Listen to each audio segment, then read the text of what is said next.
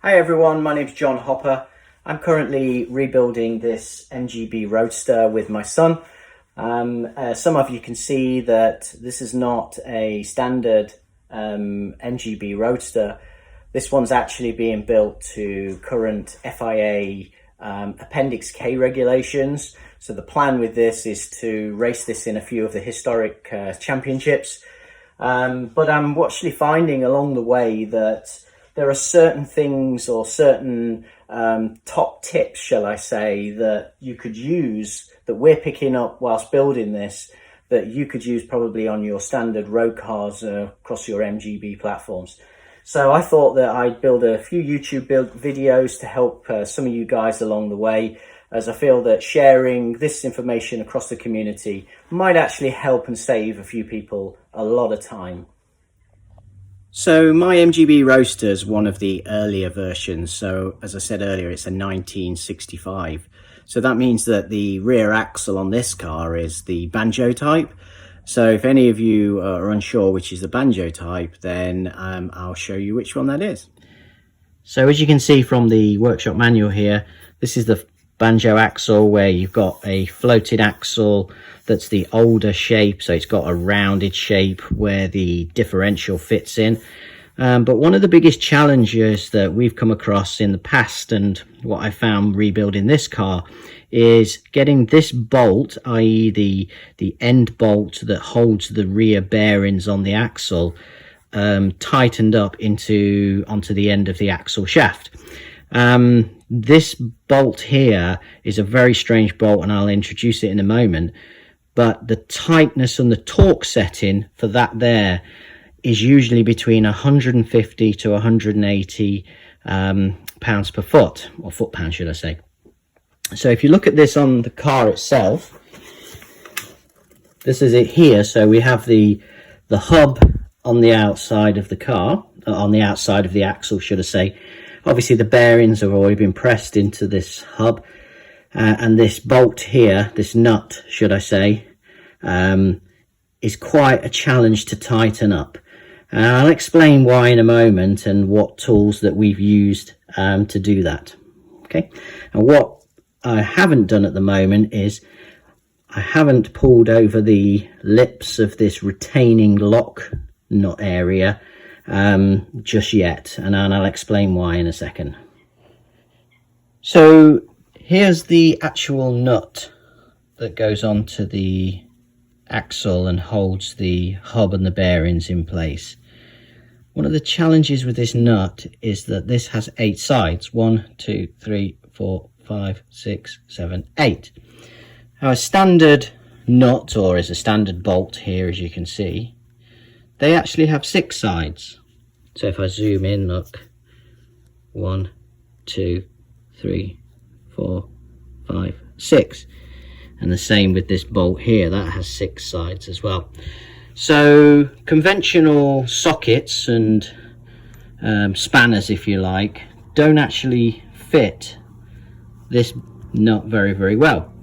So what people tend to do is use this box spanner that I think you can buy from a lot of MGB or MG outlets, where the nut itself goes inside this box spanner. This box spanner has the 8 sides, and you tighten it up. The challenge is that this box spanner doesn't actually fit this nut very, very well, and we find that there's a little bit of slippage in that box spanner. There is.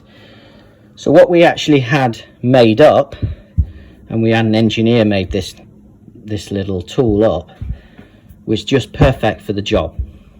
So if you notice, this tool here has a length along the side, and of course when you look down the inside you can see that there's a recess all the way down. So when you put this 8-sided nut into the tool like so, you can see that it's got a gap and a little bit of space between those areas, which is just enough to allow the end of the axle, the face of the axle, to butt up against the bottom of this spanner. So you can hear that there's travel up and down this tool. So that allows you to get a really good snug fit around this end nut. So here we have the tool ready to go onto the axle. So this nut's already tight, but I'll show you how it works. So obviously it fits on there, and as you can see, that's a very, very tight, snug fit. If you look, if I pull this back towards me, you can see I have plenty of play in there for the end of the axle here. So there's clearance in the recess of this tool to be able to tighten this up without the bottom of this tool butting on the axle face itself. So as you can see, it's on there. The socket goes on the end. The torque wrench obviously fits into this drive, and then it tightens up to the amount of torque setting you have. And as I say, it could either be 150 pounds per foot or 180. For mine here, it's 180. It's quite tight when you think about it. So